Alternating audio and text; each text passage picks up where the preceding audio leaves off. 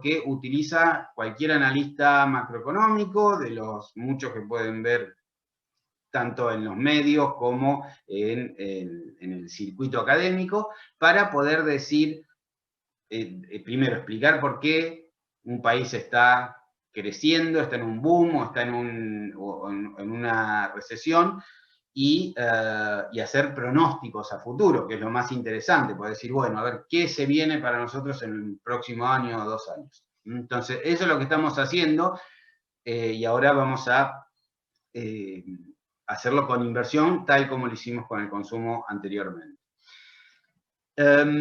Primero que nada, algunos números para ubicarnos y conocer la variable que vamos a discutir. Esto siempre es recomendable hacerlo antes de interiorizarnos en la parte más teórica.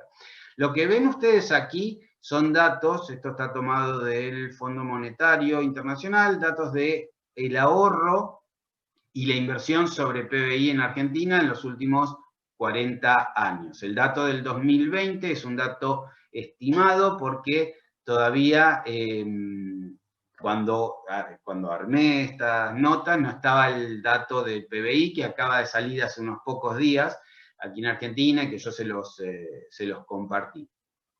Lo que ven ustedes en verde es la tasa de inversión sobre PBI, o sea, I sobre Y, y latina sobre Y, eso es lo que tenemos graficado aquí, es la inversión bruta interna fija, ese es el nombre técnico, que incluye tanto la inversión de las empresas, de las familias, como del gobierno. Lo que vemos aquí es que el valor ha fluctuado entre un 20% del PBI y un 10%, o sea, no es un componente fundamental del PBI, es mucho menor al consumo, que se acuerdan ustedes, ronda el 65-70%. La inversión es más baja y en el caso de Argentina también muy fluctuante.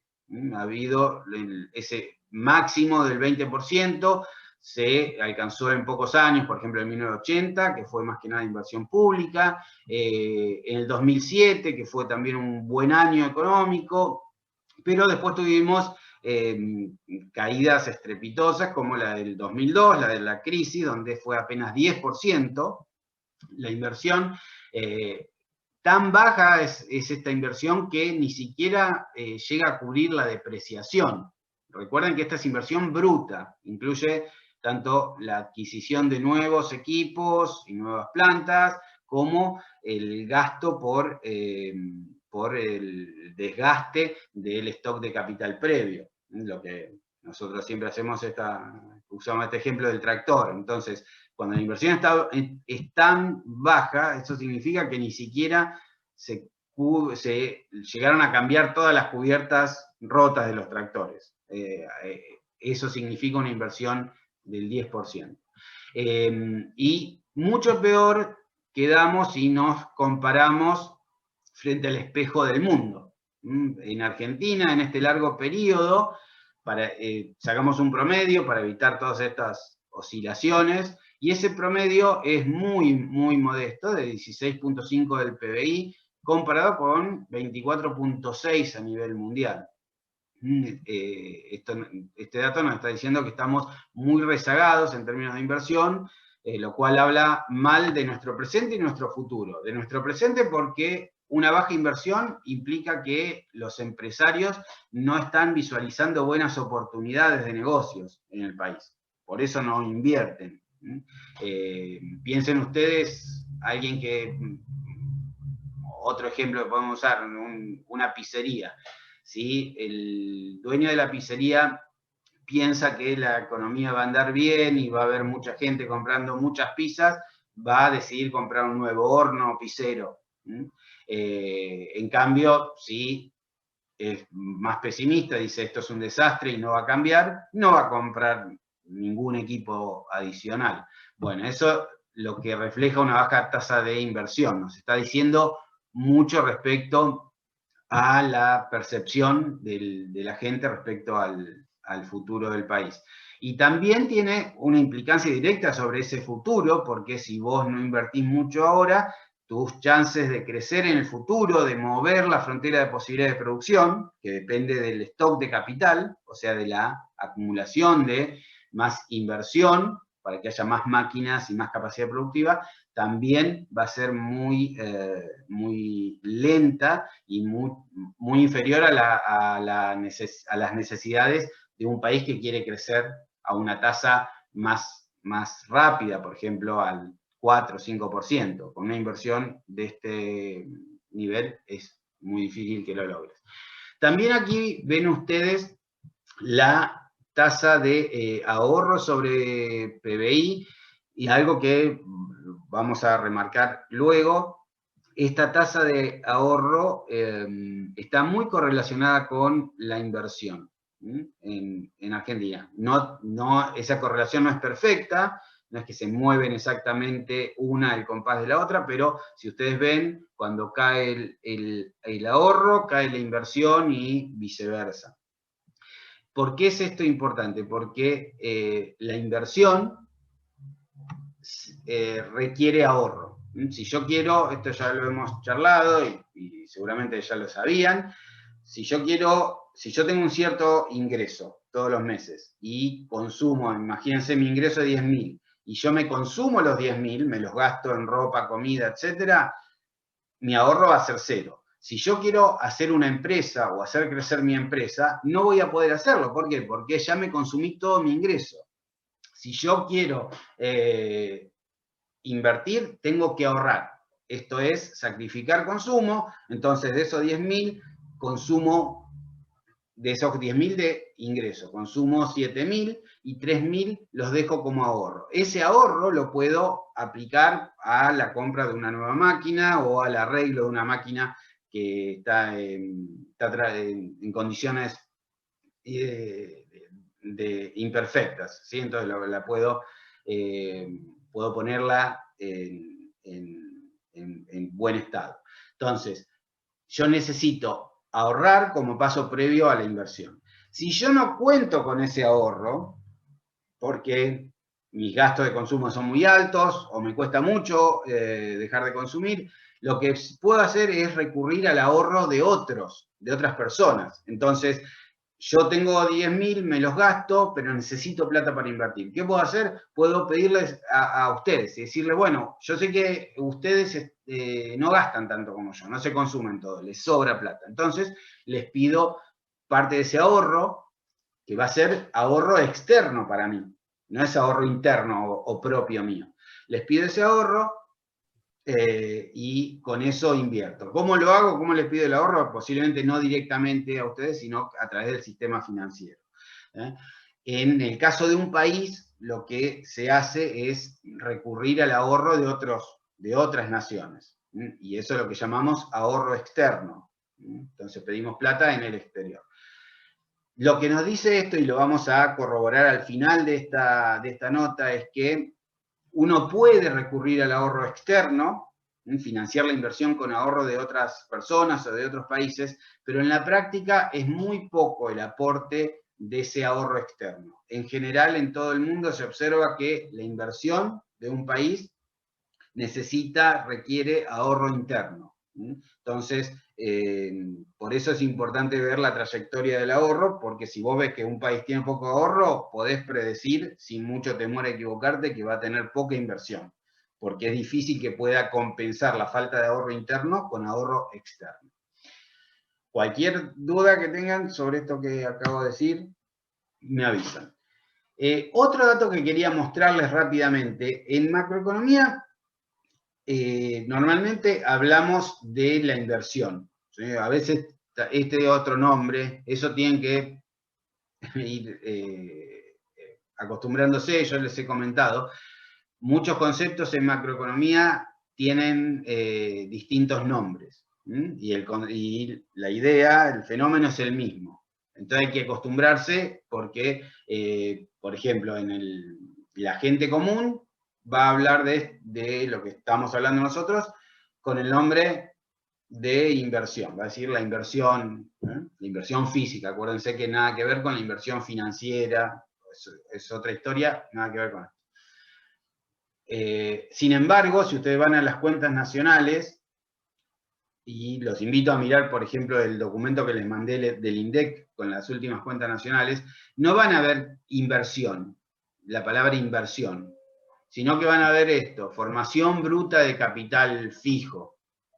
Pero, ¿de qué está hablando? De la inversión. Entonces, eso tienen que saberlo.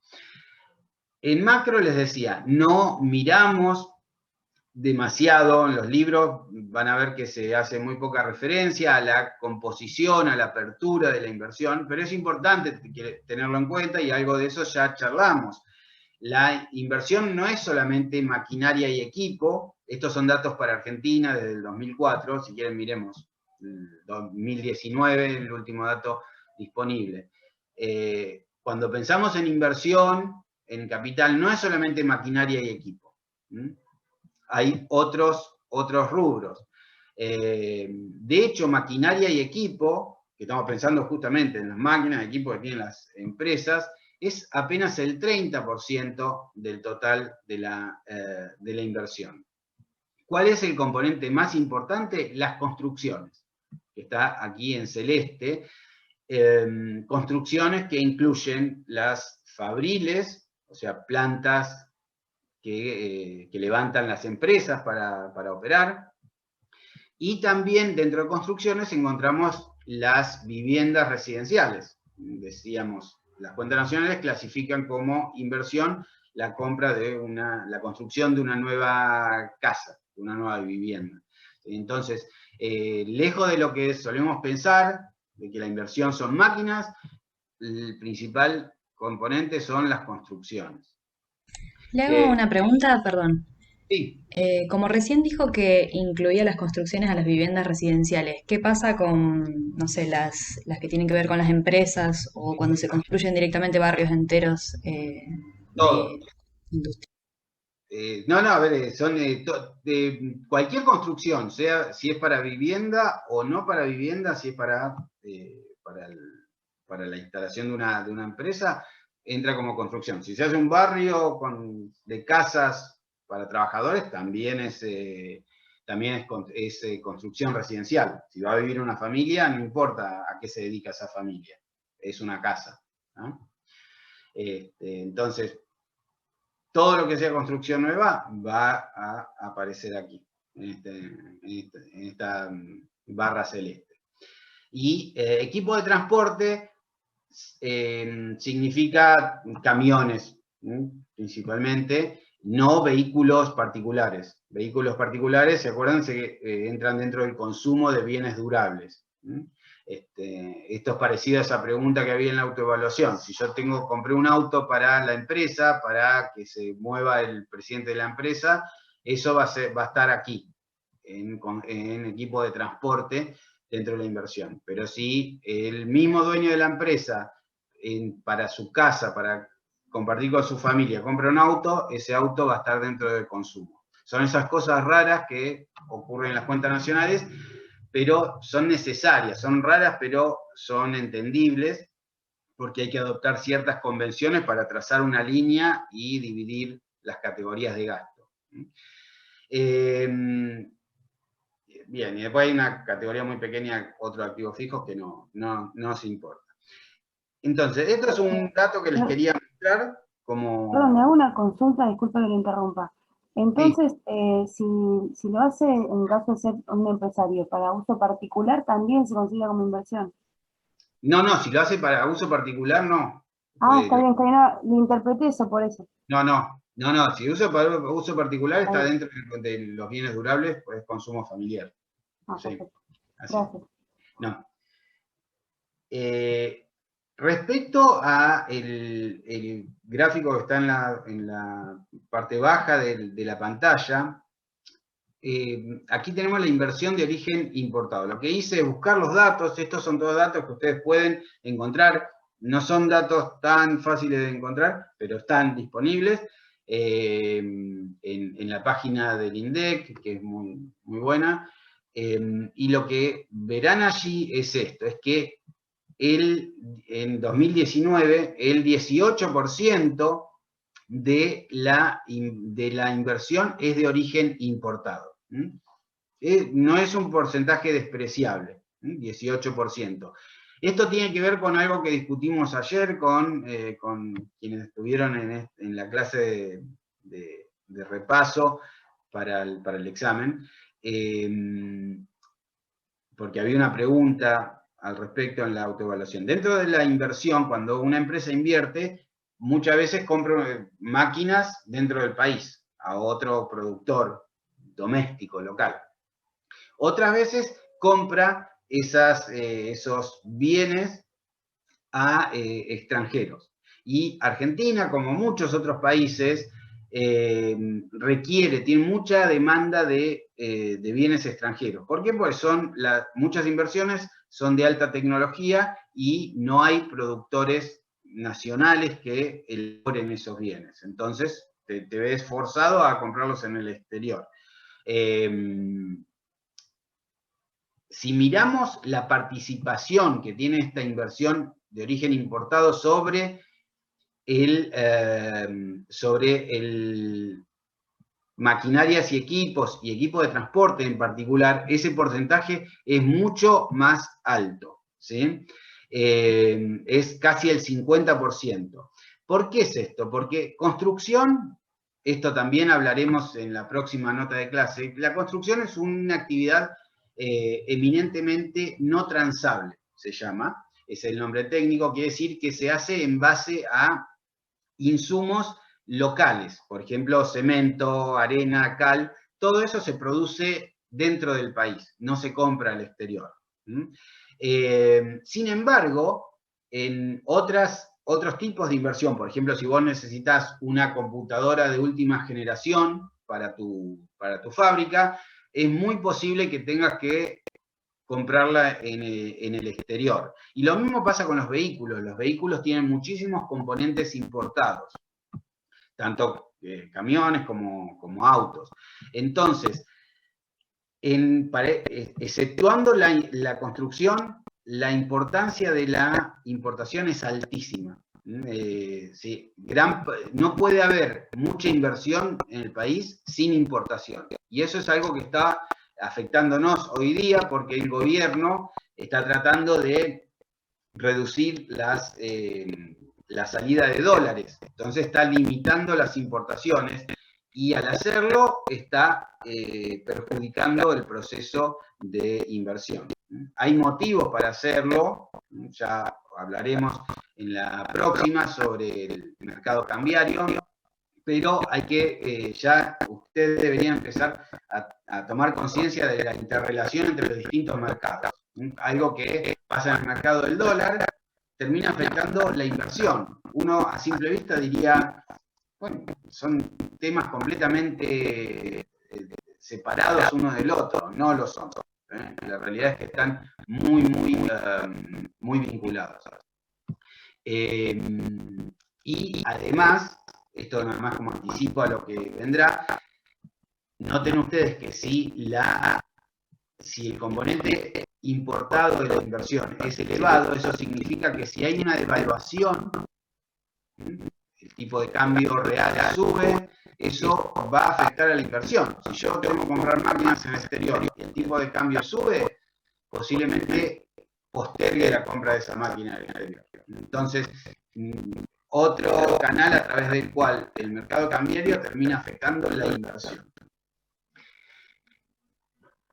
Bien, continuando con los números, algo que ya hemos comentado y ahora les voy a mostrar datos, la inversión no es solamente inversión de las empresas.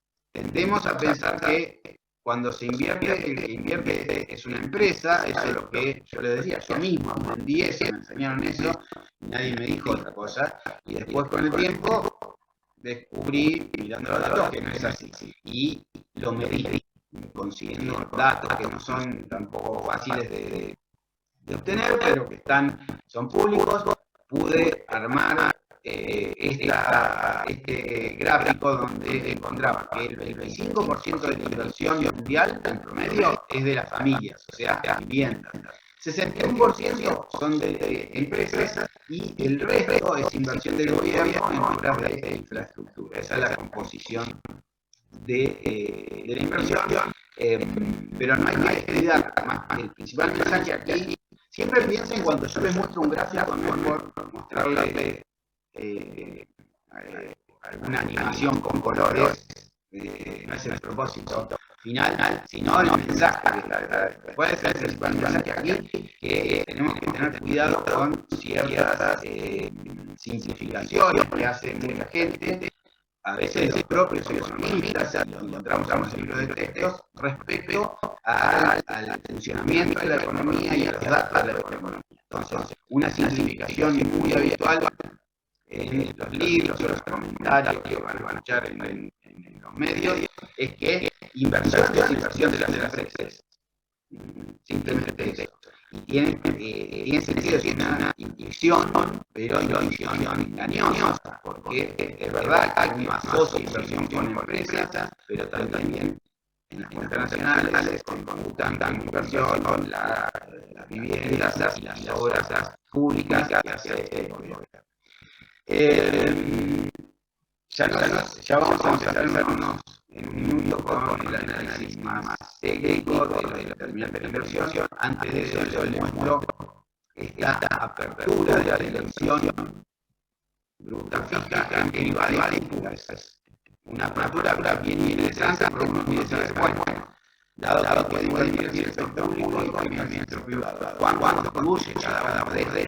Y lo que vemos son datos de la Argentina desde 2004, vemos que el principal aportante, el principal factor de inversión es el sector privado, tiene que ser con las empresas que invierten en su afán de aumentar la capacidad productiva cuando ven buenas oportunidades de negocio, tan simple como eso. Pero necesita ese sector privado que haya inversión estatal. ¿Por qué? Porque la inversión estatal está representada por caminos, tendero eléctrico o de cable de internet, puertos, hay puertos, ¿sí? Y todas estas obras son esenciales para que la inversión privada crezca y se pueda comercializar el producto de esas empresas. Si vos producís, por ejemplo, el ICESO de lo que estuvimos hablando, invierte, compras y formas más, pero después se dan cuenta que el bien en la calle, toda la rara donde la gente no puede llegar. Entonces, ¿qué va a pasar? Va a ser imposible vender esas pizzas. ¿Qué necesita ese pizzero como mínimo? Que se asfalte la calle o la tercería, que se ponga iluminación. Eso va a traer clientes, va a permitir que esa inversión se convierta en mayor producción, mayor demanda, y así se produce una complementariedad entre la inversión privada y la inversión pública. Entonces, es muy importante la inversión pública, no tiene por qué ser tan elevada como la privada, pero tiene que ser quirúrgica. El gobierno tiene que invertir y aunque invierta va a hacerlo bien. Por ejemplo, construir las calles que están necesitando no usar esa plata para, por ejemplo, construir una estatua de algún héroe. La estatua está muy bien, pero no es lo que está necesitando el sector privado en ese momento. Entonces, aquí están los datos de la inversión pública en Argentina. Ha sido relativamente modesta, muy por debajo del 3% del PBI, mucho menor a la inversión privada, y eso no ha cambiado a través de los años. Acá también, para que ustedes puedan ejercer su juicio crítico sobre los gobiernos. A veces hemos criticado al gobierno kirchnerista, otra vez al macrista, y acá tengo algo para decir del gobierno macrista.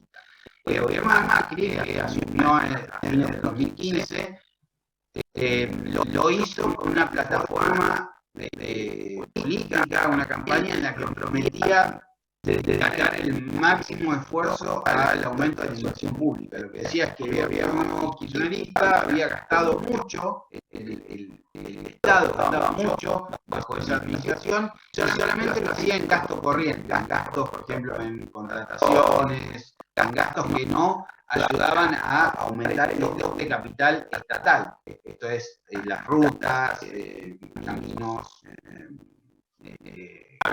cableado de internet, etc. Entonces ellos decían, vamos a ser más eficientes, vamos a hacer algo que va a servir para las próximas generaciones, y no vamos a gastar la plata y lapidarla en cualquier cosa, sino en inversión que va a servir por muchísimos años. Genial, todo el mundo decía, muy bueno. Cuando uno mira los números, ve que la inversión bajo el macrismo, la inversión pública, esta barrita azul, fue en promedio parecida a la que se veía antes, no cambió nada. Entonces, todos nosotros profesionales de ciencias económicas, tenemos que ser los jueces de esta gente, de los gobiernos, tenemos que ser los que chequean si se cumplen las promesas electorales o no. ¿Por qué nosotros? Porque entendemos los datos. Ustedes ya lo están haciendo y lo van a entender cada vez más.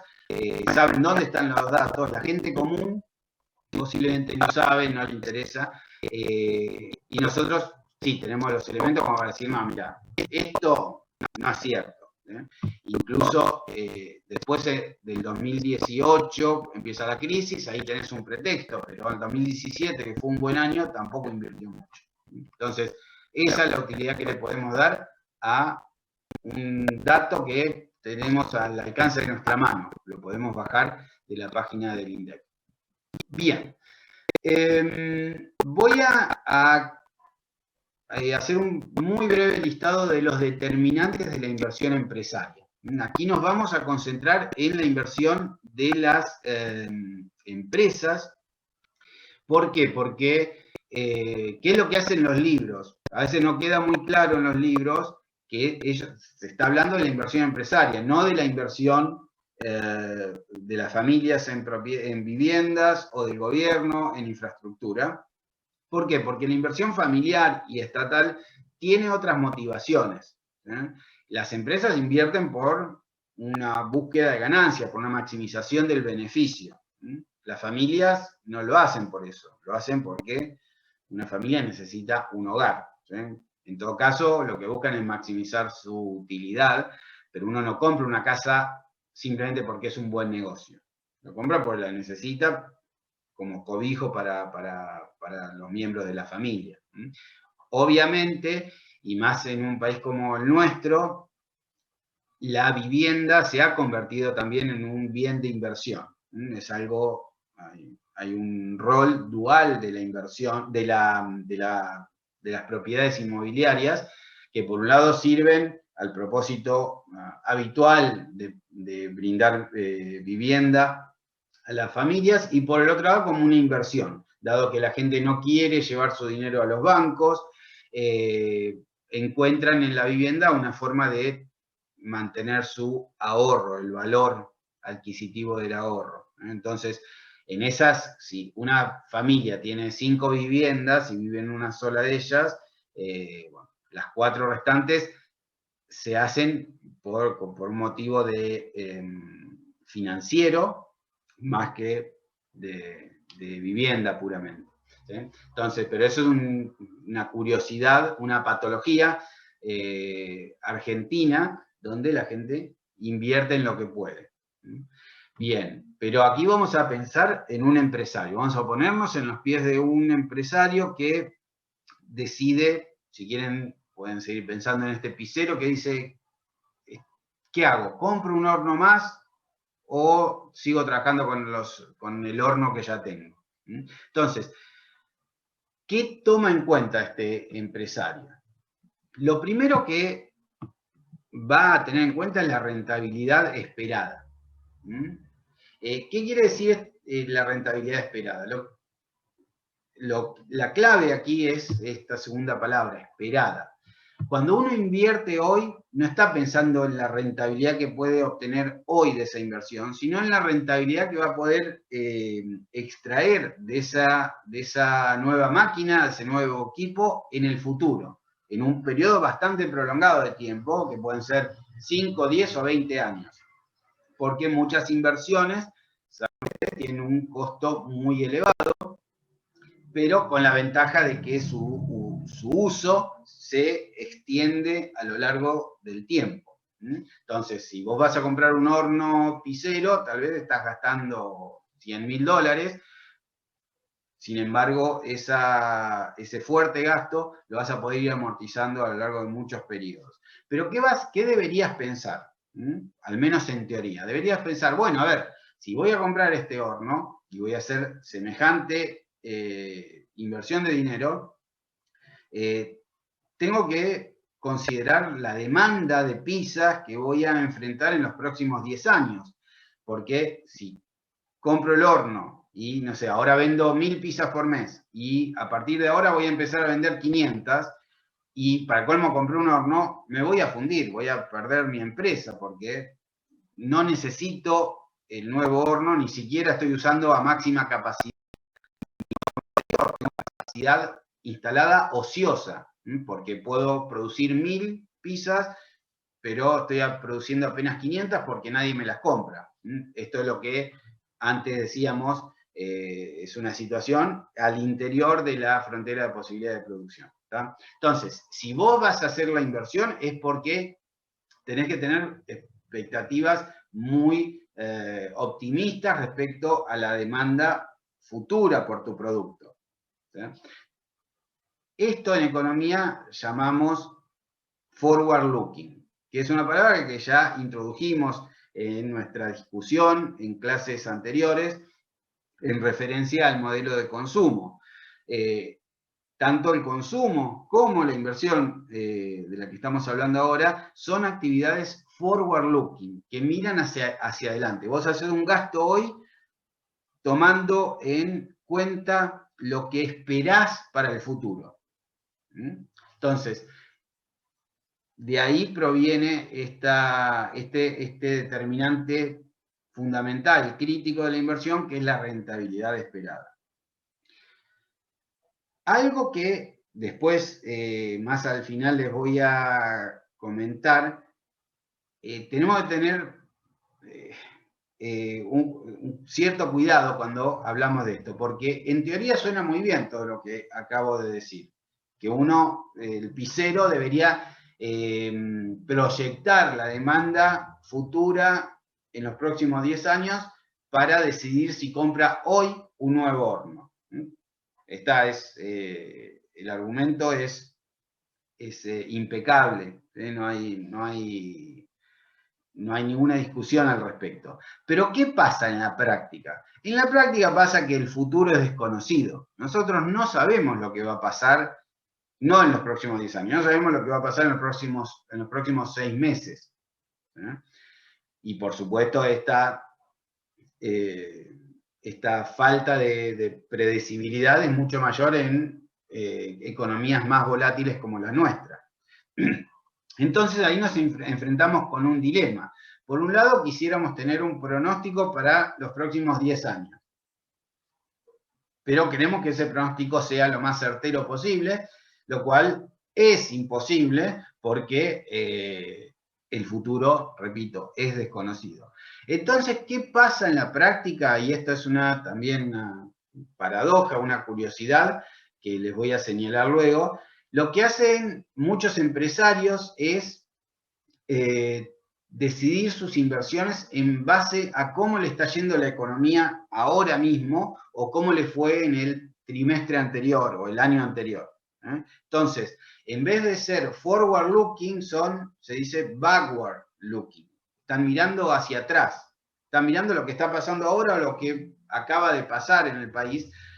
Y eso desde el punto de vista teórico es incorrecto. ¿Por qué? Porque yo quiero predecir el futuro.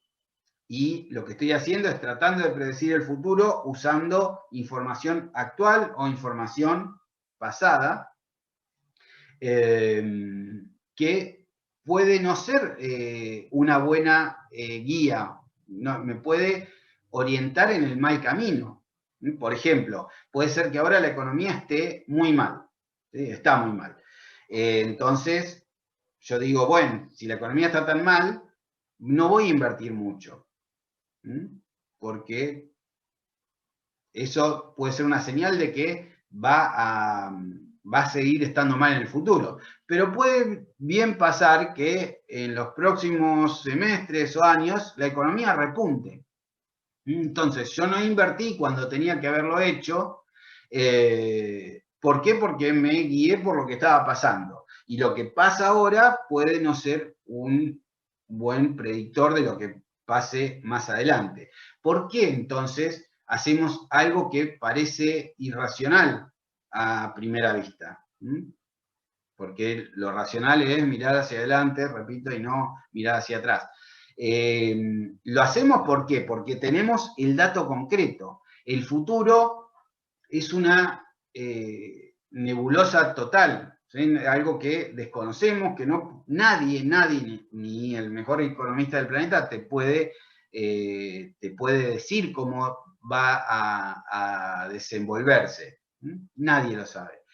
Entonces, ¿qué hago? Uso algo que sí veo, que es lo que está pasando ahora. Ese dato de, por ejemplo, yo sé que el PBI está cayendo. Entonces digo, bueno, esto no es una buena señal y no voy a invertir. El problema que tiene, una vez más, es que eso que está pasando ahora puede cambiar, puede revertirse más adelante. Lo cierto, entonces, es, para que les quede claro, a nivel teórico, el empresario debería mirar la rentabilidad futura esperada y hacer ese cálculo de lo que va a pasar en los próximos 10 años. Eso es en teoría. En la práctica, como no tiene esa información, nadie la tiene, actúa en forma miope. Este concepto de miopía lo van a encontrar también en sus libros. ¿Miopía qué es? Desde el punto de vista oftalmológico, es ver de cerca, que vos no ves de lejos, apenas podés ver de cerca. Bueno, eso es lo mismo que le pasa al empresario. No ve de lejos, no puede ver lo que va a pasar dentro de 10 años, y ve de cerca, ve lo que está pasando ahora mismo. Y usa esa información que es imperfecta, pero es concreta y es palpable, tangible. El PBI está cayendo, eso lo estoy observando. No estoy haciendo un pronóstico para los próximos 10 años que puede concretarse, puede realizarse o no. ¿Sí? Los pronósticos son por definición inciertos. Uno puede cometer un grave error en base a un pronóstico. ¿De acuerdo? Entonces, en la práctica, y esto está corroborado por muchos estudios empíricos, si el PBI cae hoy, es muy probable que la inversión caiga, que los empresarios digan, si la economía está mal, no invierto. ¿Por qué? Porque es el dato que tienen. ¿Está claro el tema, gente? Cualquier cosa me dicen. ¿Sí? Sí, profe, sí. Sí, Vale. Sí, profe. sí, perfecto. Sí, sí. Genial, gracias. Ustedes siempre me preguntan, con mucho gusto lo podemos reformular, pero es algo interesante e importante que lo sepan. Y vamos a hablar en un ratito un poco más sobre esto y les voy a mostrar incluso evidencia propia que elaboré yo para demostrarlo. Segunda variable que determina, ¿sí? Se dice un driver, otro motor de la inversión, es el costo del capital, y asociado al costo del capital las restricciones financieras sobre las cuales vamos a hablar en detalle en unos minutos. ¿Por qué es importante el costo del capital? Ya veremos gráficamente el análisis, pero ustedes tienen ya la intuición. El costo del capital es, por ejemplo, el costo de un préstamo. Si yo tengo un proyecto, yo digo, bueno, voy a comprar una máquina y con esta máquina, vamos a seguir con nuestro pisero, compro la máquina, compro el horno pisero, y digo, bueno, si compro este horno, voy a poder, hago mis cálculos de cuánto me cuesta el horno, de cuánto me va a costar la harina, el queso, la salsa, las anchoas, si nos gustan así, la pizza, y digo, bueno, voy a ponerle este precio, voy a obtener una rentabilidad de, digamos, 20%. Voy a invertir 100 y voy a sacar 120, voy a ganar 20 pesos. Entonces, hecho este cálculo, salgo a buscar financiamiento. Voy al banco, me acerco al banco y pido un préstamo. Y el banco me va a decir, bueno, la tasa de interés a la cual te puedo prestar es tanto. Si la tasa a la que me puede prestar el banco es, por ejemplo, 10%, voy a embarcarme en este proyecto, porque mi rentabilidad es de 20, el costo del préstamo es 10, tengo una ganancia, un excedente, una renta, el proyecto es rentable, lo voy a hacer. Si en cambio la tasa de interés es 25% y yo espero una rentabilidad del 20%, no lo voy a hacer, porque voy a perder plata, voy a pagarle más al banco de lo que voy a obtener de esta operación. ¿Se entiende? Entonces, el costo de capital es, naturalmente, otro determinante de la inversión. Algo que también comentaremos luego, pero ya lo anticipo. ¿Cambia este argumento si yo, en vez de usar plata de otros, uso mi propio dinero? Lo que llamamos antes ahorro empresario o ganancias retenidas. ¿Se acuerdan que cuando hablamos de ahorro también presentamos este concepto? Ganancias retenidas son las ganancias del año menos lo que pago como dividendos, o sea, lo que retengo dentro de la empresa para poder financiar nuevas inversiones. En ese caso, yo no estoy yendo a un banco a pedir un préstamo y por lo tanto no va a haber una tasa de interés que me cobre el banco, pues es mi propio dinero. Pero hay que ser muy cuidadoso. ¿Por qué? Porque a ver, si yo les pregunto, el autofinanciamiento, o sea, estas ganancias retenidas o ahorro empresario, ¿tiene costo o no tiene costo? ¿Qué les parece a ustedes? Sí, tiene costo. Sí, porque El costo de oportunidad puede ser. Exactamente. Buenísimo, gracias a todos por la participación masiva. Eso es lo que queremos. Es bueno para mí saber que están ahí, que están entendiendo, y también para ustedes. Les aseguro que es mucho más fácil el proceso de aprendizaje cuando están metidos. Después de estudiar es más repasar que otra cosa, si están compenetrados del tema. Exactamente, hay un costo de oportunidad. Porque uno también a simple vista podría decir, el costo es cero, es plata que ya tenías, lo que ganaste, que lo pusiste en la caja fuerte o en la caja de seguridad en un banco, entonces vas y retiras ese dinero, nadie te cobra una tasa de interés, es cero el costo. Bueno, lo que sabemos los profesionales de ciencias económicas es que hay un costo de oportunidad, porque ese dinero podría haberlo yo invertido en, por ejemplo, un depósito bancario y obtenido una tasa de interés. Entonces, hay un costo invisible, pero el hecho de que sea invisible no lo hace menos real. ¿Sí? En economía, las variables invisibles o inobservables son muchas veces las más importantes, ¿sí? Y a las que la gente le presta menos atención, porque son menos evidentes, pero son fundamentales. ¿Sí? Hay un dicho que dice, lo que no ves es lo que te puede matar. Este es un buen ejemplo. Entonces, no hay que engañarse pensando que son fondos sin ningún costo, tienen un costo de oportunidad que es la tasa de interés de los depósitos, que es distinto al costo de un préstamo. El costo de un préstamo es la tasa de interés del préstamo, que en general es más alta que la tasa de interés de los depósitos. Cuando hablemos del sector financiero en algunas clases, nos referiremos a esta diferencia entre la tasa de los préstamos o tasa activa y la tasa de los depósitos o tasa pasiva. La diferencia entre ambas se conoce como el spread de tasas. Los bancos, parte de su ganancia proviene justamente de tomar depósitos a una tasa más baja que la que aplican en sus préstamos. Esa diferencia, esa brecha, es ganancia para el banco para cubrir sus costos y también, obviamente, generar una rentabilidad para los accionistas del banco. Bueno, entonces, sí. Y si hay mucha inflación, por ejemplo, ¿no conviene pensar en invertir porque conservamos el valor de alguna forma? Porque por ahí, si hay mucha inflación, la tasa de interés que nos ofrece el banco no compensa, digamos, el costo de oportunidad de invertir. Sí, en realidad, a ver, siempre vos estás comparando, ¿sí? Con inflación o sin inflación, lo que hace cualquier empresario, cualquier persona, cualquier familia, es comparar todas las alternativas de inversión a su disposición, ¿sí? Entonces, si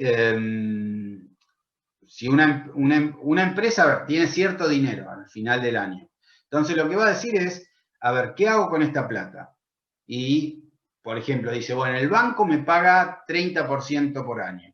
Si saco la plata del banco, la pago como dividendos a los accionistas.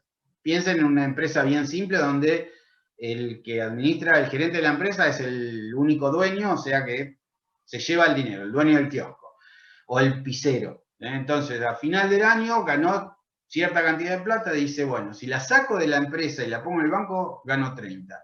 Ahora, si la reinvierto en la empresa comprando un nuevo horno y hago las cuentas, veo cuáles van a ser mis costos, cuáles van a ser mis ingresos, y llego a la conclusión de que puedo sacarle una rentabilidad de 45%. Entonces, en ese caso voy a decir, no, me conviene reinvertir porque voy a ganar mucho más que poniéndola en el banco. ¿Sí? Entonces, esa cuenta la hace continuamente cualquier empresario, y repito, cualquier persona, y es independiente de la inflación. Yo acá ni le mencioné la inflación, ¿por qué? Porque vos lo que decís, lo que comparás son las tasas nominales. La rentabilidad del banco es 30 y la empresa 45. Si la inflación es 10%, la rentabilidad real va a ser 35 y 20, ¿sí? Restándole, haciéndolo simple, restándole el 10%. Si la inflación es 20, va a ser 25 contra 10. Pero la diferencia es, vos le estás restando a las dos rentabilidades, la rentabilidad dentro de la empresa y la rentabilidad fuera de la empresa, le resta lo mismo, que es la tasa de inflación, con lo cual la inflación no modifica tu decisión. La inflación afecta, después charlaremos un poco más, afecta muchas decisiones de la gente, pero no esta en particular. Algo que, por ejemplo, la inflación sí hace, por ejemplo, en las familias.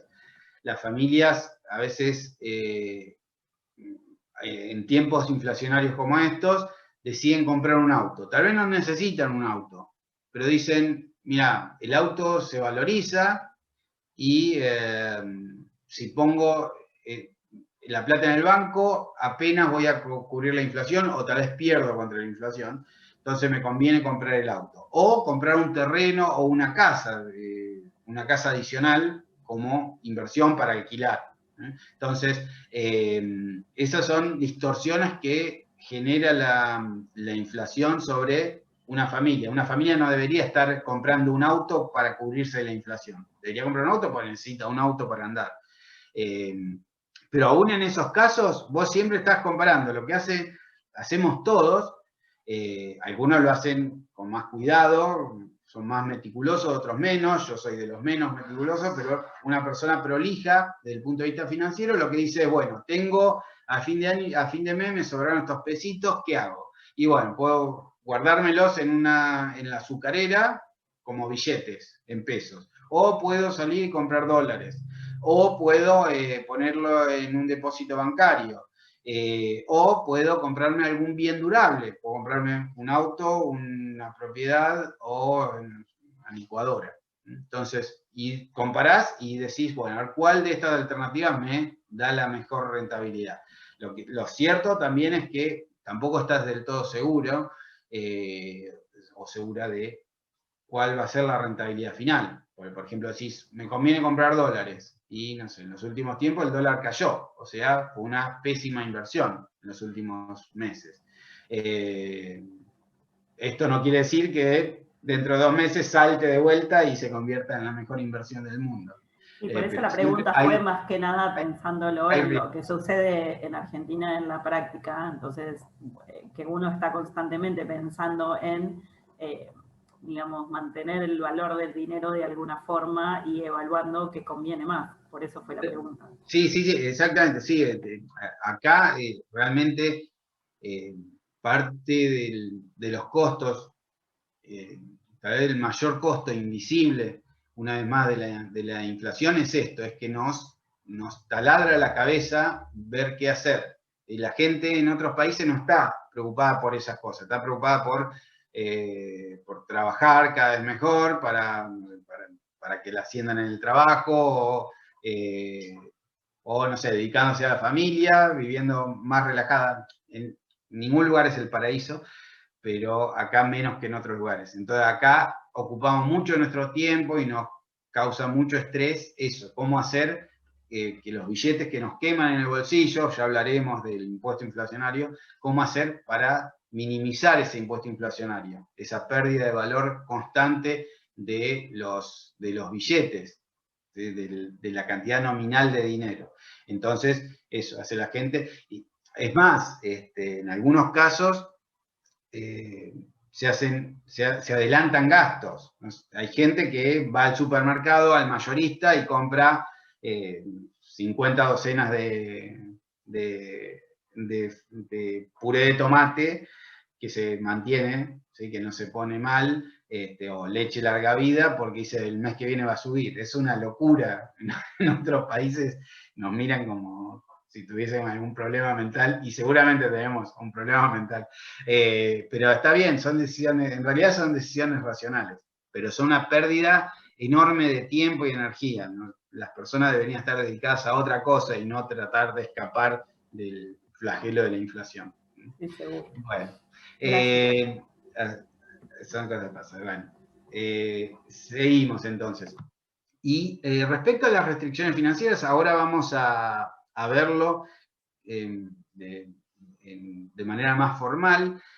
Nos estamos refiriendo a los problemas que tienen muchos empresarios para conseguir financiamiento externo. Cuando hablamos de externo no quiere decir, en este caso, fuera del país, sino externo a la empresa.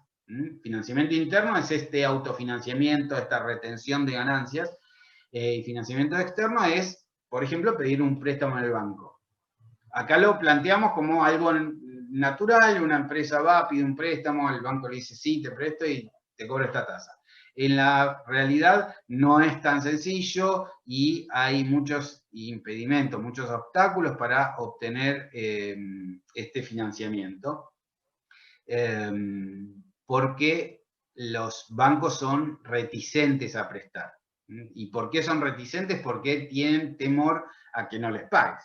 Entonces hay una amplia escuela, una rama de la economía que se dedica a estudiar estas restricciones financieras, estos impedimentos para conseguir financiamiento, y vamos a hablar de eso en un momento. Y el último punto, uno acá podría presentar otros argumentos, otras variables explicativas de la inversión, pero estas son sin duda las más importantes, ¿sí? Yo, por ejemplo, en esta lista, que tiene 3 variables, también podría sumar, por ejemplo, el tipo de cambio, por esto que hablábamos antes, que cuando se devalúa, se encarecen los bienes de inversión importados. Pero bueno, eso no lo vamos a discutir en mucho más detalle, algo ya mencionamos. Me quiero concentrar en esta, que son las variables más interesantes desde un punto de vista teórico, ¿sí? Son las que tienen más contenido técnico. Esta tercera es la incertidumbre. Cuando hay mucha incertidumbre, tiende a caer la inversión.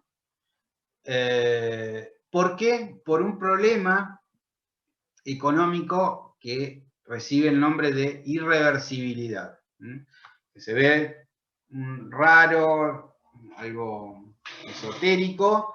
En economía uno se topa muchas veces con palabras extrañas, pero cuando ve de qué se trata, se da cuenta no es tan difícil. En todas las ciencias, esto es algo que uno tiene que acostumbrarse, en todas las ciencias se usa una jerga algo complicada y hermética o críptica, que es difícil de entender para quien está afuera. Pasa, si ustedes ven cómo trabaja un contador y los formularios que tiene que llenar un contador, de a poco están entendiendo, pero seguramente si lo ven ahora dicen esto, ¿qué significa? ¿Qué número tengo que poner acá? Bueno, o si ven el fallo de un juez, lo mismo. Y lo mismo también pasa aquí en economía. Irreversibilidad es la idea de que cuando uno hace una inversión, tiene en algunos casos pocas chances de recuperar el dinero en caso de arrepentirse. A eso se refiere, a que las inversiones son irreversibles. Una vez realizadas, es difícil recuperar ese dinero empeñado, ese costo hundido, se dice a veces. Profe, Sí. esto tiene que ver con lo que hablaba el texto después que explica la teoría de Keynes, que dice del ahorro precautorio y la incertidumbre, todo esto de que quizás nos guardamos plata porque no sabemos lo que va a pasar. ¿Tiene que ver con esto? A ver, el motor es el mismo, que es la incertidumbre, pero y el efecto es el mismo también. Cuando hablamos de consumo decíamos, cuando hay más incertidumbre, hay menos consumo, hay más ahorro precautorio, porque queremos constituir un colchón para asegurarnos un consumo estable en caso de que pase algo muy malo, ¿sí? Que caiga demasiado nuestro ingreso. Entonces, está en común a las dos teorías, está la idea de que la incertidumbre perjudica tanto el consumo como la inversión. Donde se diferencian completamente es en el por qué.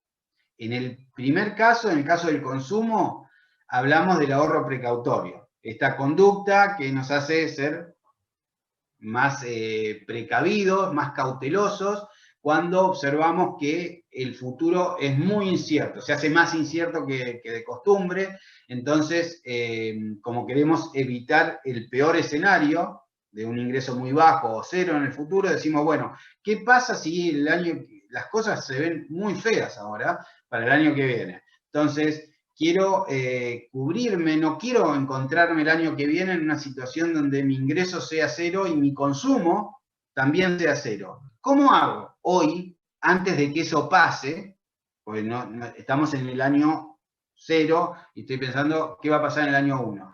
Bueno, lo que puedo hacer en el año 0 es ahorrar más que de costumbre para tener este colchón, de manera que si me caigo, no me voy a caer y destrozarme contra el piso. Voy a caer en este colchón y eso va a amortiguar mi caída. Voy a usar ese ahorro, que lo voy a guardar en el banco o en mi casa, para poder consumir al nivel que venía acostumbrado, a pesar de que puede llegar a pasar que no tenga ingreso el año que viene. Esa es la idea del ahorro precautorio. Pero cuando hablamos del impacto negativo de la incertidumbre sobre la inversión, estamos pensando en algo completamente distinto. Las causas son totalmente distintas. Esto es importante y tu nombre, perdón, acá no estoy viendo los nombres.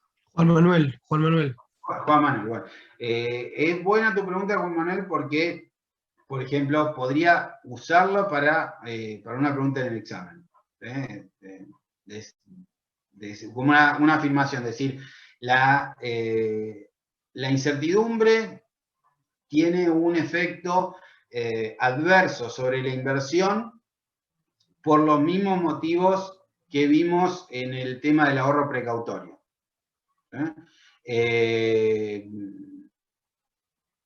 Y la respuesta sería, por supuesto, falso. Yo sé, y está muy bien que vinculen, y es más, yo los aliento a que traten de vincular los temas, no vean cada tema como capítulos cerrados, porque en macroeconomía, como decíamos al principio también, como yo le decía, el tipo de cambio se mete en el tema de la inversión, porque hay componentes importados. Es bien complicado y también fascinante ver eso en macroeconomía. No es que uno dice, estudio consumo y listo, cerré ese capítulo. Después estudio inversión y también es un tema autónomo. No, todo está relacionado. Y por supuesto yo lo voy a ayudar a ver esas conexiones y también hay que evitar marearse, aturdirse con todas las conexiones, pero hay algunas que son muy importantes. Y esta es una, por ejemplo, acá lo que estamos viendo es que la incertidumbre aparece tanto aquí como en el consumo, pero la irreversibilidad es algo que no tiene nada que ver con las decisiones de consumo, y sí con las de inversión. Pero está bien que lo traigas a colación. De hecho, cuando hablamos de forward looking, cuando hablamos de rentabilidad esperada, el modelo de ingreso permanente también toma en cuenta el futuro, o sea que hay muchos puntos en contacto entre la teoría del consumo y la teoría de la inversión. Pero el motivo por el cual el futuro importa en la inversión es muy distinto al motivo por el cual ese mismo futuro importa para el consumo, ¿se entiende? Entonces, eso, a ver, lo que exige les genera el desafío a ustedes de leer con cuidado y tomarse el tiempo. Todos ustedes son chicos y chicas inteligentes que han estudiado cosas mucho más difíciles que esta y van a estudiar y trabajar en cosas mucho más difíciles. Pero necesitan darse tiempo porque se están encontrando con un lenguaje nuevo, con una forma de razonar, una metodología novedosa, entonces tiene que darse tiempo y por eso es tan desaconsejable querer estudiar rápido a último momento. Preferible estudiar, no sé, 20 horas espaciadas a lo largo de 3 semanas que 80 horas en vez de 20 concentradas en 8 días. Es imposible para ustedes como lo fue imposible para mí. Tienen que darse tiempo. Entonces, si ustedes leen, dejan reposar y dejan que la cabecita vaya ordenando las piezas y después vuelven, eso van a aprenderlo y van a superar brillantemente los exámenes y lo que es más importante, se lo van a llevar con ustedes para siempre en la cabeza. Cuando uno estudia mucho, tal vez eso resulta, tienen suerte y les va bien el examen, pero así como entró rápido, se va rápido. Entonces, dense tiempo. ¿Por qué entonces ¿alguien tenía una pregunta? ¿Por qué la incertidumbre importa en este tema? ¿Le hago una consulta? Perdón. Sí.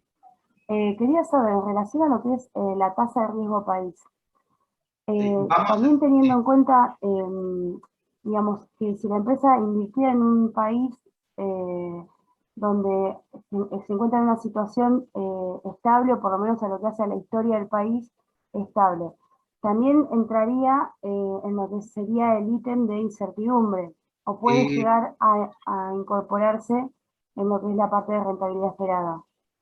No, en realidad, a ver, vamos a hablar ya de riesgo país. Podríamos hablar aquí, o incluso antes en consumo. Yo quiero que sea lo más ordenado posible y por eso lo estoy posponiendo para dentro de algunas clases, pero está muy bien que tengas esa pregunta. El riesgo país en realidad entraría directamente en el costo del capital, porque en una economía abierta el riesgo país aumenta la tasa de interés. Ya veremos cómo. Entonces, afecta el costo de capital y también afecta la incertidumbre. Cuando el riesgo país es alto, independientemente del efecto que tiene sobre el costo del capital, hace que todo se vea más incierto, que lo que nos ha pasado, nos está pasando ahora y nos ha pasado en otros momentos. Pero acá no nos estamos cuestionando qué está detrás de estas variables. Por ejemplo, el costo de capital depende del riesgo país, depende de la devaluación esperada, depende de la política monetaria del Banco Central. Pero eso después lo estudiaremos. Ahora lo que te estamos diciendo es, si el costo de capital es alto, eso no es bueno para la inversión.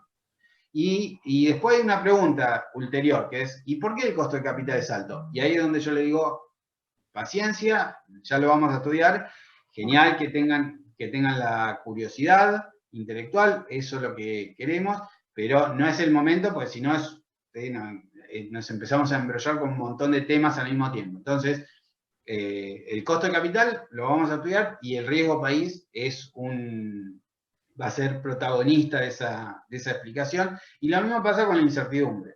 Un país que tiene un alto riesgo país, es un país que puede no llegar a pagar sus deudas y entrar en una crisis, y en un país como ese, ningún inversor, ningún empresario va a tener demasiado deseo de hundir capital, ¿sí? Y ahí aparece el tema de la irreversibilidad, y me subo a eso para continuar con esta aplicación de irreversibilidad.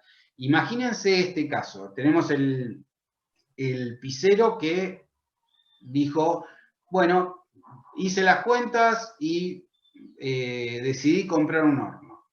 Entonces, compró el horno adicional y, bueno, las cosas no anduvieron después, ex post, decimos en economía. Una vez que compró el horno, la economía entró en una debacle y las ventas de pizzas cayeron.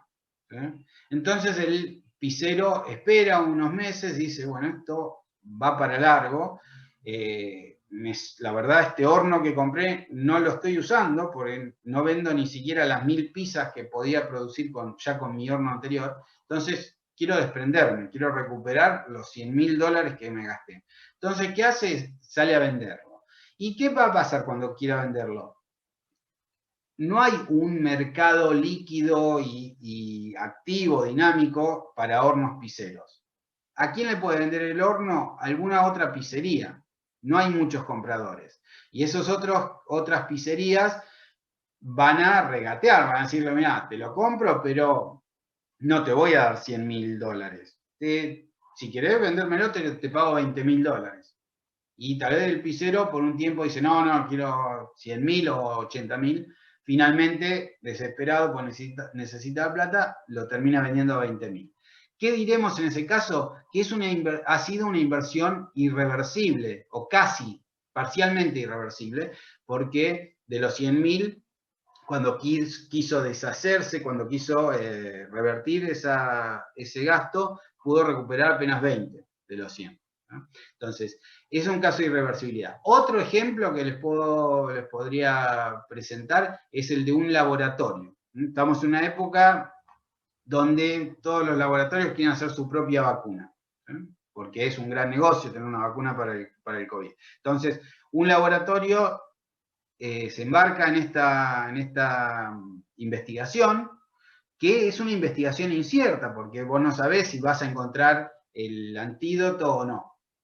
Y entonces compra tubos de ensayo, compra un montón de componentes químicos, y empieza a hacer las pruebas, y está 2 años y no encontró, ¿no? Y abandona el proyecto porque ya gastó mucho. Entonces, ¿puede recuperar todo lo que invirtió con todos esos componentes químicos que mezcló para tratar de encontrar la vacuna? No, ya los mezcló, ya nadie le interesa comprarle. Si hubieran estado separados, sí, pero ahora están combinados, ya no sirve. El valor de mercado de todos esos componentes químicos es cero. A lo sumo podrá vender esos tubos de ensayo, no tengo ni idea de cómo es un laboratorio, lo único que se me ocurre, pero los tubos de ensayo tal vez tienen un valor de reventa, un mercado secundario, para recuperar algo de dinero, pero no va a recuperar casi nada. Entonces, ese es otro ejemplo de una inversión irreversible. No todas las inversiones son irreversibles. Por ejemplo, si yo soy un abogado y quiero instalar un estudio en el centro de la ciudad, en La Plata, entonces compro una oficina en pleno centro, en 48 y 8. ¿Sí? Y instalo mi estudio y espero, pero nadie viene. La verdad, estoy ahí y no tengo clientes, entonces digo, no, chau, voy a cerrar, esto no va para ningún lado, me voy a conseguir otro trabajo. Salgo a vender esa oficina, es muy probable que recupere todo el dinero. ¿Por qué? Porque ahí sí estamos hablando de un mercado muy líquido, un mercado secundario muy activo, de compra-venta de oficinas céntricas, siempre hay demanda por ese tipo de inmuebles. Es más, hasta puede llegar a pasar que consiga más plata que la que pagué, porque hay una ganancia, una revalorización, una ganancia de capital. ¿Se entiende? Entonces, esa sería una inversión reversible. En ese caso, en el caso de la oficina, yo percibo que hay incertidumbre sobre el futuro, no sé si mi estudio va a ser muy próspero y exitoso o no va a serlo, pero no me importa demasiado. ¿Por qué? Porque estoy hablando de una inversión reversible. Si no va bien, cierro todo, vendo el local, la oficina y recupero el dinero. ¿Se entiende? Bueno, entonces, en los casos de proyectos irreversibles, la incertidumbre tiene un peso muy, muy patente, ¿sí? Muy visible sobre las decisiones de inversión. Si yo veo que el futuro es incierto, que puede ser brillante o desastroso. Incertidumbre no significa que estoy viendo todo mal en el futuro, porque eso significa que la rentabilidad esperada es baja. Incertidumbre es otra cosa, es decir, mira, hay distintos posibles escenarios en el futuro, algunos excelentes, otros realmente calamitosos. Eso es incertidumbre. Profe, Sí. quería preguntarle algo. ¿Podría ser un caso de irreversibilidad una corrida bancaria? ¿En qué? O sea, gente que mete plata en un plazo fijo y después va como una inversión y después quiere ir a buscar su dinero y que llega al banco y le diga, no tenemos... A ver. Sí, eso primero, acordate que cuando hablamos de inversión, es inversión física. Esto que es muy importante. Por favor, para que les pueda hacer una pregunta de eso. Cuando hablamos de inversión en macroeconomía, a menos que se especifique lo contrario, hablamos de inversión física, real, en máquinas, en plantas, en viviendas. ¿Sí? Una inversión en un banco es una inversión financiera que no tiene absolutamente nada que ver con este tema. ¿Sí? Primero que nada, cuidado porque es una pregunta que puede aparecer de cajón en un examen y tienen que saberla. ¿Sí? Porque es un error que no pueden cometer. Dicho esto, como inversión financiera, puede ser irreversible si hay un corralito, si vos vas a sacar el dinero y no te lo devuelven, pero no es el mismo tipo de irreversibilidad. Este tipo de irreversibilidad es algo que vos podés anticipar. Cuando vos comprás una oficina, sabés que la podés revender. Cuando comprás un horno pisero, sabés que no vas a recuperar gran parte del dinero. Esa es un depósito bancario es reversible ex ante, o sea, antes de que hagas el depósito, deberías ser capaz de conseguir el dinero al vencimiento, obtener el dinero nuevamente con intereses. Eso es lo que vos esperás cuando haces el depósito bancario. Pero ex post, una vez hecho el depósito, te encontrás con esta novedad, con esta sorpresa desagradable de que no lo conseguiste. Entonces, no es lo mismo. Acá la irreversibilidad la podés analizar ex ante y se supone que se cumple ex post, ¿sí? O sea, sería un caso distinto. Muy bien. Cuando entonces decimos, cuando hay mucha incertidumbre, gran parte de los empresarios van a tomar van a llevar adelante una estrategia de esperar y ver, ¿sí? Así se dice también en inglés. Cuando vos decís, mira, el pisero dice, estoy al borde de no tener capacidad instalada utilizable, ¿sí? Porque tengo mi horno que puede producir como máximo 1000 pizzas y estoy produciendo 1000 pizzas. O sea, no tengo capacidad instalada ociosa. Entonces tengo que empezar a pensar en la compra de un nuevo horno. ¿Qué hago? ¿Lo compro o no lo compro? En ese punto estamos. Y si hay mucha incertidumbre, este pizzero puede decir, mira, si compras un horno es muy probable que pueda vender otras 1000 pizzas. Mi rentabilidad esperada es alta. Pero como hay tanta incertidumbre, yo no sé si voy a vender 1000 pizzas más o en realidad voy a terminar vendiendo en vez de 2500. Entonces, este segundo escenario me aterra y mucho más me aterra cuando me doy cuenta que una vez que compré el horno no voy a poder recuperar el dinero. Entonces, ¿qué voy a hacer? Voy a esperar que se despeje la incertidumbre. No lo voy a comprar este año, voy a esperar al año que viene a ver si se calman las cosas y puedo ver con más claridad. Ahora es como que veo todo nubes, entonces la demanda futura puede llegar a ser de 2000 o de 500 pizzas. Entonces, si el año que viene veo que es 2000 o, no sé, 1200, ahí tal vez lo compro. Pero ahora hay demasiada incertidumbre, el rango, el intervalo de posibles escenarios es demasiado amplio y no voy a correr ese riesgo. Entonces, la incertidumbre es diría el enemigo número uno de la inversión. El problema es que esto además se retroalimenta, porque si las empresas no invierten, el PBI crece menos. Porque la inversión es parte del PBI. Y si el PBI crece menos, el ingreso de la economía va a ser menos y el consumo va a ser menos. Entonces, es lo que habíamos llamado en algún momento una profecía autocumplida. El empresario no invierte por temor por esta incertidumbre, pues dice las cosas pueden salir mal. Y como no invierte, el PBI cae y las cosas terminan saliendo mal. En parte porque él tomó esa decisión. A eso nos referimos con una profecía autocumplida. Muy bien. Entonces,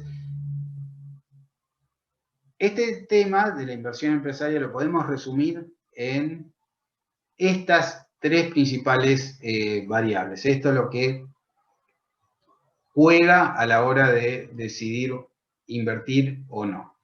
Lo que vamos a ver ahora es cómo operan las restricciones financieras y vamos a ponernos una vez más en la cabeza de este empresario para ver cómo se financia y cómo el mercado financiero afecta sus decisiones. Voy a presentar primero algunos conceptos y vamos a, no los quiero tampoco retener mucho porque ustedes están desde temprano conectados. Así que, si les parece, 10 minutos más y terminamos por hoy, ¿sí? Así que, un último esfuerzo, gente. Primero que nada, cuando pensamos en cómo se financia una empresa, tenemos que contemplar tres fuentes posibles. Una son los llamados fondos propios, que no es otra cosa que un nombre adicional para lo que antes llamamos ganancias retenidas, o ahorro empresario, o autofinanciamiento. todos estos términos tienen el mismo significado. La empresa también se puede financiar con deuda, que supone la asunción de un crédito, de un préstamo bancario o la colocación de un bono en el mercado de capitales. Esto no lo hace una empresa pequeña, en general son empresas medianas o grandes que van al mercado de capitales y en vez de ir a un banco, van a la bolsa y, para simplificar, van con un papel diciendo, te voy a pagar, te pagaré $100.000 dentro de un año con esta tasa.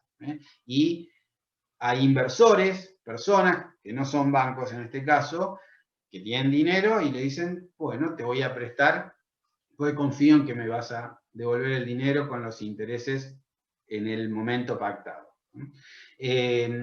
Lo que caracteriza a la deuda es que el plazo y la tasa de interés están predeterminados en el contrato. En el contrato te dice, tenés que pagar en tal fecha y con tal va a ser la remuneración o tasa de interés.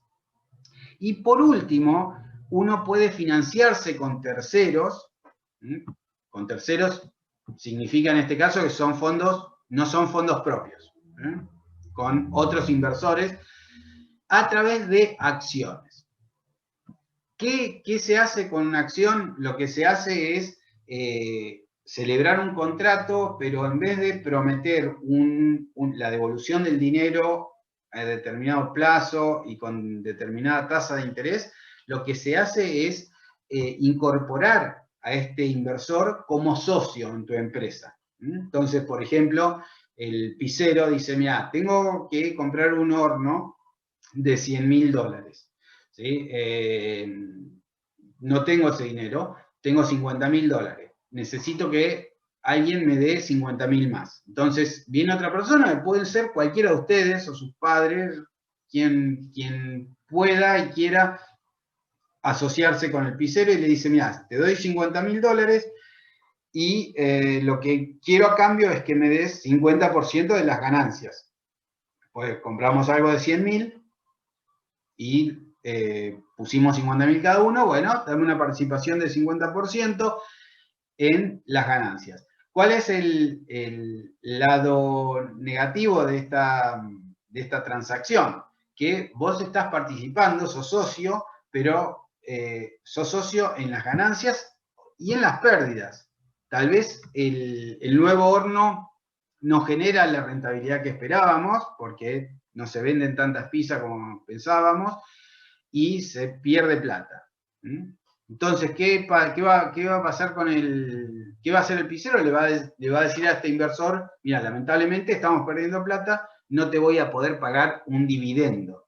El accionista pretende un dividendo, que es lo mismo, es el paralelo a la tasa de interés que recibe el acreedor de una deuda. En el caso de las acciones, la remuneración por haber financiado el proyecto se llama dividendo. Bueno, el accionista, en caso de que haya pérdidas, no va a recibir ningún dividendo y no puede quejarse al pizzero. No le puede decir, no, vos me prometiste, me ibas a dar un dividendo. No, vos sos socio, participás en las ganancias y en las pérdidas. Lo malo de ser socio o accionista es que si se pierde plata, recibís 0 dividendo. Lo bueno es que si gana mucha plata el pizzero, te va a dar el 50% de todas esas ganancias. O sea que con un contrato de acciones vos tenés más riesgo que con la deuda. Con la deuda, ¿qué pasa? Con la deuda te promete que te va a pagar 10% a fin de año y te paga 10% a fin de año a menos que quiebre. ¿Sí? Lo peor que puede pasar es que quiebre, en cuyo caso no vas a cobrar nada o vas a poder cobrar algo si se venden los bienes y recuperás parte del dinero. Con las acciones todo es más extremo. Si le va mal, 0. 0 y sin reclamo no podés pedirle que venda algo para pagarte nada. 0. Pero si gana mucho dinero, te va a dar dividendos en proporción a lo que aportaste O sea, te va a dar el 50% de todo lo que gana y podés ganar muchísimo dinero. Entonces, esa es la característica de las acciones, que es un contrato de financiamiento mucho más riesgoso para quien pone el dinero, donde no hay ninguna promesa de rendimiento. El pisero no te puede decir, te voy a pagar tanto. No, ni tampoco plazo. El pisero no te tiene por qué devolver el dinero dentro de 1 año o 2 años. Vos pusiste el dinero y va a quedar ahí. Después, si tal vez el pisero lo podés convencer de que te compre la parte, pero no tiene ninguna obligación. Entonces son contratos bien distintos. En la práctica, después ahora lo vamos a ver, lo que más se usa son los fondos propios y luego la deuda. Las acciones se usan muy, muy poco, acá y en todo el mundo. Eso también es un mito de que las acciones no se usan en países emergentes o en desarrollo como el nuestro, pero sí se usa mucho en otros países. La verdad es que no. ¿Sí? Yo he mirado muchos datos de esos y las acciones se usan muy poco. Más que nada porque es difícil encontrar gente que esté dispuesta a tomar tanto riesgo. Tiene que ser alguien que le guste, sea amante del riesgo y que no tenga problema de no recibir un centavo si las cosas van mal. Bien. Profe, también, perdón, Sí. con las acciones también tiene que pensar que el pisero tiene que tener cierta rentabilidad, igual que con el costo de capital, cuando va a pedir un préstamo, el pisero tiene que tener una rentabilidad suficiente como para tener una ganancia y pagar a los accionistas, ¿o no? Igual que cuando va a sacar préstamo en un banco. O sea, si no puede ganar suficiente como para poder, con el nuevo horno, tener una ganancia para sí mismo y encima pagar al accionista, no puede sacar acciones. Claro, por supuesto. A ver, todos quieren estar, todos los inversores tienen que estar informados de cómo se financia la empresa y cuánta plata ha pedido. ¿Sí? El accionista, esto es importante y está muy relacionado a tu comentario. El accionista es el último en cobrar. ¿Sí? Entonces, una empresa que tiene una deuda con un banco, lo primero que tiene que hacer es pagar esa deuda. La deuda tiene, se dice en finanzas, tiene seniority, tiene prioridad sobre otra forma de financiamiento. O sea que si vos pediste un préstamo, lo primero que tenés que hacer es pagar los intereses. Eso, el marco legal te obliga a hacer eso. Y si una vez pagado los intereses y devuelto el dinero a tus acreedores, te sobra algo, ese algo que te sobra lo repartís entre los distintos accionistas. O sea que el monto de deuda va a ser un factor importante a la hora de que el inversor decida si convertirse en socio, accionista o no. Entonces, y no es al revés, el banco te va a preguntar si tenés acciones, quiénes son tus inversores, pero al banco no le importa tanto porque el banco cobra primero. Entonces, estos son temas más, si quieres, de corte legal, que tienen que ver con la estructura de financiamiento, pero lo que sí, para todos los que ponen plata en una empresa, y esto vamos a hablar a continuación, el que pone plata en una empresa necesita saber qué está pasando dentro de esa empresa. Tiene que haber máxima transparencia, porque si no hay transparencia, vos te vas a negar a prestarle a alguien que, imagínate, viene el pisero, me dice, ¿querés poner plata en la empresa? Ah, mira, interesante, ¿y cuánto pensás ganar? Ah, no te puedo decir. ¿Y tenés otras deudas, además de esto que me estás pidiendo? No te puedo decir. ¿Le voy a dar mi dinero? No, jamás. Bueno, hay un tema de información que es clave y por eso el próximo tema, último que voy a presentar hoy, es este, que es el de información asimétrica. ¿Qué es información asimétrica? Es el problema, el conflicto que divide al acreedor del deudor. El deudor es este empresario, este pisero que necesita dinero para comprar un nuevo horno, y el acreedor es el prestamista que está decidiendo si prestarle o no ese dinero. ¿Y cuál es el problema informativo del que habla acá? ¿Y por qué llama información asimétrica un nombre también tan poco transparente? ¿Sí? Pues es difícil de entender a qué se refiere. La asimetría se refiere a el hecho que el empresario tiene más información sobre la empresa que el acreedor. El acreedor es como decimos acá en el segundo párrafo, es un outsider, está fuera de la empresa. O sea que no ve lo que está pasando adentro de la empresa. Quien sabe exactamente todo lo que está pasando en la empresa y si la empresa es buena y tiene buenas perspectivas y sabe si el empresario mismo sabe si es honesto o no, es ese empresario, es el insider, el que está adentro de la empresa. Entonces, decimos que hay información asimétrica. La información que tiene el que está adentro, o sea, el pisero, en nuestro ejemplo, es mucho más amplia que la información de que dispone el acreedor, que está fuera de la empresa. Esto de por sí es un problema, pero mucho más problema va a ser cuando ese empresario sea deshonesto y quiera usar esa información, explotar esa información para ganar dinero a expensas del acreedor. ¿Sí? Imagínense que este pisero es muy deshonesto y quiere aprovecharse de otra gente. Entonces se acerca a mí y me dice, mira, tengo mi empresa y es una empresa maravillosa y si vos invertís acá vas a ganar un montón de dinero, así que te pido un préstamo, te lo voy a pagar dentro de un año y te voy a pagar una muy buena tasa. Y yo le creo, pero yo soy ingenuo, vamos a suponer, y le creo. Entonces, pero resulta que este pisero es tramposo. En realidad la empresa no anda bien y lo que quiere es conseguir plata, sacarme plata a mí y llevársela. Y cerrar la pizzería e irse a vivir al Caribe. Entonces, ¿qué me está pasando a mí? Estoy padeciendo este problema, este síndrome de la información asimétrica. Yo estoy fuera de la empresa y la verdad no sé lo que está pasando y si caigo en las garras de este deudor deshonesto, puedo perder mucho dinero. Entonces, ¿cuál es mi problema? Mi problema es que no tengo suficientes elementos. Hay hay una asimetría de información en la cual uno tiene mucho y otro tiene poca información.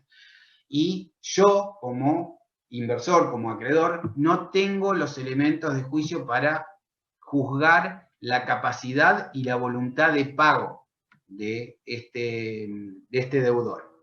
Capacidad de pago significa tener los fondos suficientes para, después de haber cubierto todos los demás costos, me sobre dinero para pagar la deuda. Eso es capacidad de pago. Y después hay otra dimensión del problema que es la voluntad de pago. La voluntad de pago tiene que ver con el deseo de pagar. Hay gente que tiene con qué pagar, tiene el dinero, pero no tiene la voluntad. Dice, prefiero guardármela para mí y defraudar a mi acreedor. Entonces, yo como acreedor, que le voy a dar el dinero a esta persona, necesito toda la información posible presentada a mí en forma clara y transparente para poder evaluar la capacidad y la voluntad de pago. Y eso en el mundo real es complicado, porque siempre está la posibilidad de que el deudor me quiera engañar.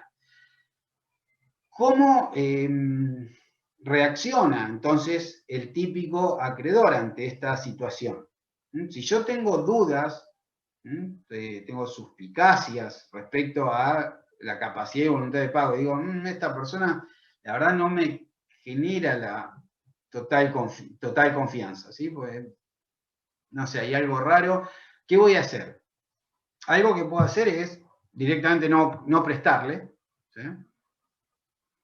O puedo prestarle a corto plazo. Le digo, mira, te voy a prestar, pero no a 3 años. Te voy a prestar por 1 mes. Si venís dentro de 1 mes y me lo devolvés, tal vez te vuelvo a prestar, pero no me quiero arriesgar por demasiado tiempo. ¿Qué otra cosa puedo llegar a hacer? Le puedo pedir una tasa más alta. Le digo, mira, la verdad es que no me convence totalmente el proyecto, por lo tanto no te voy a cobrar 10%, te voy a cobrar 25%, porque quiero que la tasa me compense el riesgo que estoy tomando. Y además te voy a pedir documentación, quiero todos los balances de la empresa, quiero las escrituras, quiero ver el estado de resultados, toda la información contable, financiera, legal de la empresa, y te voy a pedir una garantía.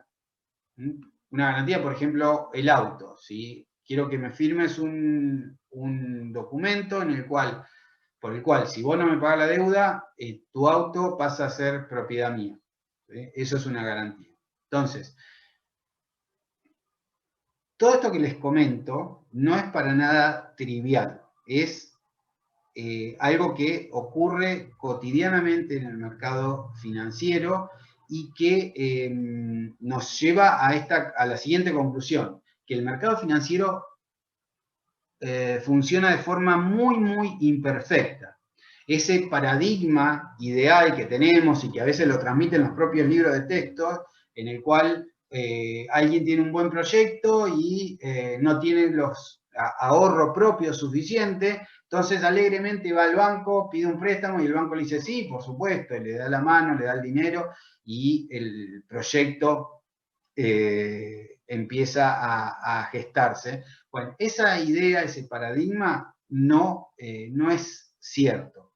Pasa en algunos casos con algunas empresas, pero son más las excepciones que la regla. En general, las empresas y las familias tropiezan con fuertes obstáculos para obtener financiamiento de terceros. Y cuando lo obtienen es a una tasa muy alta o en un monto inferior al deseado o teniendo que ofrecer garantías que a veces ni siquiera tienen, porque si, por ejemplo, ustedes empiezan un nuevo emprendimiento, son jóvenes, no tienen capital acumulado, y el banco le dice, sí, te presto, pero si me das como garantía una casa. Y vos le decís, yo no tengo una casa todavía. Bueno, entonces no te doy el préstamo. Bueno, esto ocurre todo el tiempo, y por eso este tema ha revolucionado el análisis económico, financiero, porque por sus repercusiones en el mundo real. No es un tema de mero interés académico, que uno dice, bueno, esto estudian los economistas, que les gusta hacer papers y modelos raros. No, es algo que pasa y que tiene muchísima influencia en el mundo real. Si ustedes miran los diarios de los últimos 15 años, después de la crisis del 2008 sobre todo, van a ver que muchas de las palabras que aparecen en esta literatura académica, por ejemplo, riesgo moral, ahora sí, seguramente en Google pueden ver cómo ha crecido el uso de esa palabra. Aparece en todos lados. Y era una palabra que nació en el mundo de la economía, que la conocían, no sé, 15 o 20 personas. Ahora todo el mundo habla de eso. Y por eso es tan central conocer, aunque sea los rudimentos de esta teoría de la información asimétrica y las restricciones financieras. Para cerrar, les comento, y como prueba de lo que les acabo de decir, de la centralidad que tiene esta teoría en el mundo de la economía y las finanzas, sus autores, que son estos tres señores, estos tres economistas, Akerlof, Spence y Stiglitz, ganaron el premio Nobel de Economía del 2001, que es la mayor distinción que se le puede dar a un economista que ha hecho una contribución significativa para la comprensión y resolución de los problemas en el mundo. Entonces, vamos a detenernos aquí. Les agradezco mucho todo el tiempo que les tomé. De nuevo, disculpa por lo del examen frustrado, pero le voy a mandar un mail para el miércoles que viene lo hacemos. Sí, decime. Sí, ¿dónde debería aparecer el test para cuando nos tengamos que conectar a la A24 y hacerlo? Ahí donde está ahora. Ahora Debajo pudiste de ingresar. ahora sí está. No, a ver, En el mismo lugar de la autoevaluación. sí, el mismo lugar que la autoevaluación, ahí debería estar. Sí, así es. Así que lo vamos a resolver, no sé cuál habrá sido el problema técnico, pero bueno. Lo bueno es que para la semana que viene no van a tener que estudiar casi nada. Profe, le hago una consulta más. Sí. En tanto en la autoevaluación no podemos ver la corrección. No sé si eso está programado para que sea así o... No, deberían poder verlo. Yo creo que muchos de ustedes pudieron verlo, creo. ¿Es así? No. ¿O nadie? No pude, profe. No, profe, yo para tampoco pude revisión. verla. Bueno, yo tenía por ahí, a ver, como le decía, todos estos problemas técnicos les pido que inmediatamente le manden mensaje a Julián Amendolagine, ¿sí? Acuérdense, se lo dije también en la primera clase, todos estos problemas los tiene que resolver él, ¿sí? Entonces, primero me sacan el peso del tema, y segundo que es responsabilidad de él y debería resolverlo. Así que manden lluvia de mails a Julián, yo ya les